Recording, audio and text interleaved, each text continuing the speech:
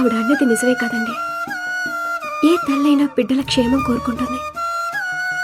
నన్ను గుడ్రాలన్నందుకు బాధ లేదండి. నీకు వారసుల్ని ఇవ్వలేకపోతున్నందుకే నా బాధ. నా వల్ల మీ వంశం ఇంతటితో ఆగిపోకూడదండి. అందుకని మీరు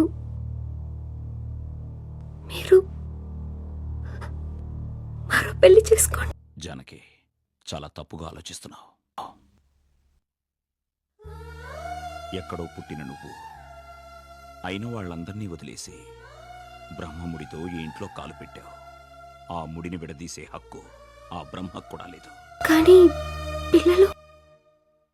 పిల్లల కోసమని మనసును చంపుకుని రెండో పెళ్లి చేసుకుంటే నేను మనిషిగా చచ్చిపోయినట్టే.